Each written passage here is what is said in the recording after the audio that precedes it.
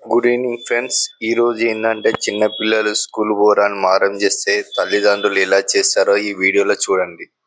అంటే ఒక పిల్లవాడు స్కూల్ పోరా అని అంటే వాడు ఏమంటాడు అంటే ఫస్ట్ అమ్మ ఆకలి అవుతుంది అంటారు. తర్వాత ఏమంటారు కడుపు నొత్తానమ్మ అంటారు. తర్వాత ఏమంటారు దొడ్డిక ఏంటి మోషన్స్ వస్తానమ్మ అంటారు. అంటే ఏం చేయాలి పిల్లల్ని కానీ అంటే మీరు చూడండి, నేను వేరే ఉద్దేశించి అంటలేను. అంటే నేను ఒక సంఘటన అంటే నేను ములుగులో కాలేజ్ చేసేటప్పుడు మా ఓనర్స్ వాళ్ళ కోడలు ఉండేది. ఆ పిల్లగాడు ఏంటంటే స్కూల్ అంటేనే అసలు పోవద్దనే ఉండేది. ఏంటంటే అమ్మ కడుపులో వస్తుంది అని.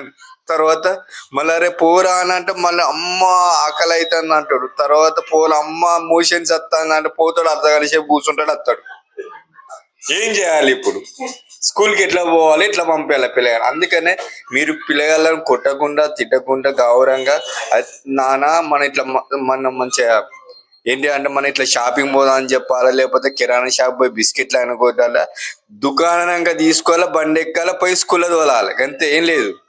అప్పుడు వాళ్ళకి భయం అనిపోతుంది, అలవాటు అయిపోతుంది.